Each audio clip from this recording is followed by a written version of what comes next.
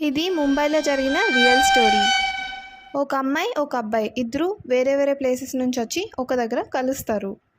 ఇద్దరు మంచి ఫ్రెండ్స్, కలిసి తింటారు, కలిసి మాట్లాడుతూ నవ్వుకుంటూ ఉంటున్నారు. అలా మాట్లాడుతూ మాట్లాడుతూ వాళ్ళు టైం చూసుకోలేదు. ఆ అమ్మాయి ఏమో సింగిల్ బెడ్రూమ్ హౌస్లో ఉంటుంది, ఆ అబ్బాయి ఏమో హాస్టల్లో ఉంటాడు. వాళ్ళ హాస్టల్ 11 కన్నా క్లోజ్ అయిపోతుంది. సో ఈ అమ్మాయి ఆ అబ్బాయిని, సరే ఈరోజుకి మా ఇంట్లో రెస్ట్ తీసుకో, మా ఇంట్లో హాల్ ఇంకా బెడ్రూమ్ ఉంది, నువ్వు హాల్లో పడుకో, నేను బెడ్రూమ్లో పడుకుంటాను అని చెప్తుంది.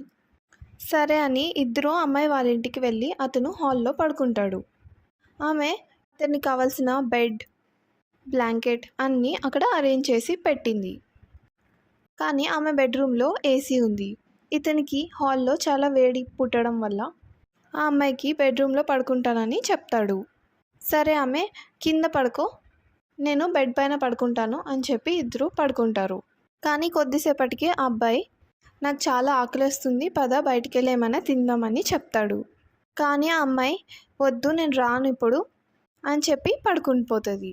కానీ ఆ అబ్బాయి మళ్ళీ, నాకు బాగా ఆకలిస్తుంది, ఇంట్లో ఏమన్నా ఉంటే చెప్పు అంటాడు. సరే ఇంట్లో మ్యాగీ ఉంది అని ఆ అమ్మాయి చెప్తుంది. అయినా కూడా అబ్బాయి వినకుండా ఆ అమ్మాయిని కూడా కిచెన్లోకి తీసుకెళ్తాడు.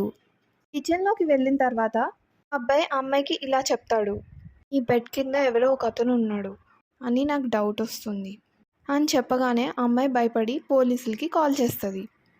వెంటనే పోలీస్ వాళ్ళు వచ్చి ఇతన్ని పట్టుకుంటారు.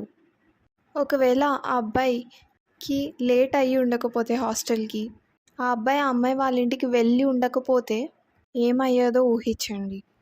నేను ఇది చెప్పడానికి కారణం ఏంటంటే, మన లైఫ్లో ఏదేదైతే జరుగుతూ ఉంటుందో ప్రతిదీ మన చేతిలో ఉండదు.